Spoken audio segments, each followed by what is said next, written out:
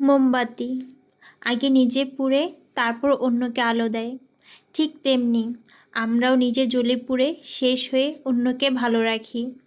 অন্যকে ভালো রাখতে চাইলে নিজেকে জ্বলতেই হবে। আসসালামু আলাইকুম, কেমন আছেন সবাই?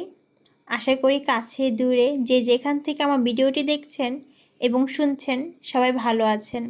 আলহামদুলিল্লাহ, আল্লাহর রহমতে আমরাও খুব ভালো আছি। সবাইকে ওয়েলকাম করছি বৈশাখী লাইফস্টাইল ব্লগে, আমার আরও একটি নতুন ব্লগ ভিডিও দেখার জন্য। আমি বৈশাখী। আজকে সকালটা শুরু হলো ব্যস্ততা দিয়ে। ঘুম থেকে উঠেই দেখি আম্মু মুরগি নিয়ে আসছে। আমাদের পাশের বাড়িতে মুরগি ফার্ম আছে, সেখান থেকে আম্মু বেশি করে মুরগি নিয়ে আসছে। আম্মু এসেই বলতেছে, ওঠো তাড়াতাড়ি, কাজ আছে, মুরগি নিয়ে আসছি। তাই তাড়াতাড়ি ঘুম থেকে উঠে ফ্রেশ হয়ে ঘরদোর গুছিয়ে জান্নাতারা মিলে নাস্তা করে নিলাম। আর এদিকে আম্মু মুরগি কেটে ধুয়ে ফ্রিজে রেখে দুপুরের জন্য রান্না বসিয়ে দিয়েছে। আজকে রান্নাটা তাড়াতাড়ি করতে হবে, কারণ দুপুরে নানাভাই আসবে। নানাভাই পাতলা খিচুড়ি খুব পছন্দ করে, তাই মাঝে মধ্যেই এটা রান্না করা হয়।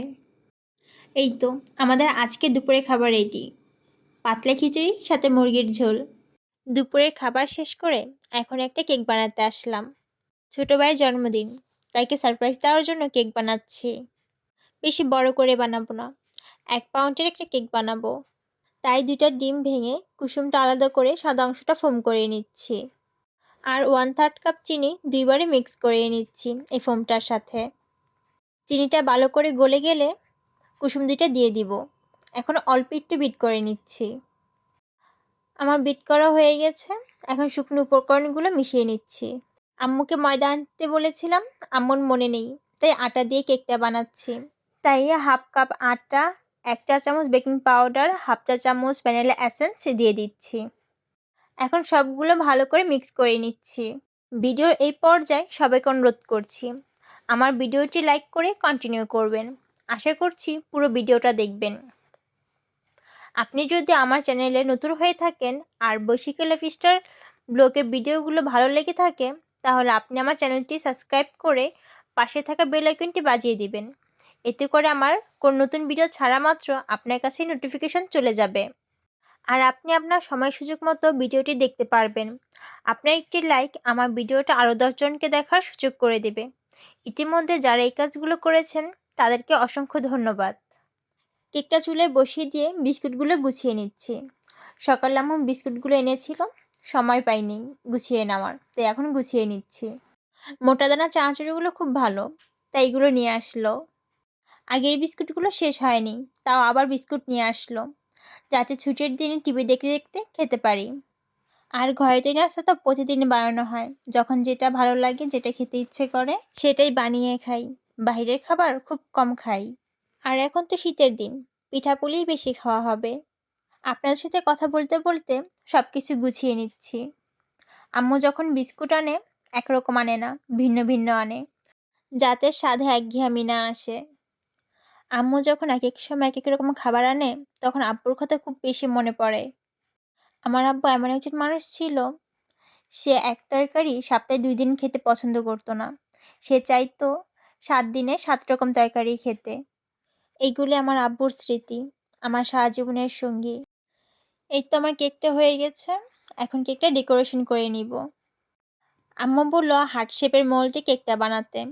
আমি বললাম না, আমি ইউটিউবে দেখেছি রাউন্ড শেপের কেকটাকেই হার্ট শেপের করে নেয়, আমি ওইভাবেই ট্রাই করব। আম্মু বলল ঠিক আছে কর, ভালো না হলে পরে বুঝবি। আম্মুর কথা শুনে খুব ভয়ে ভয়ে ডেকোরেশন করতে আসলাম, যদি ভালো না হয় তাহলে তো বকার সীমা থাকবে না।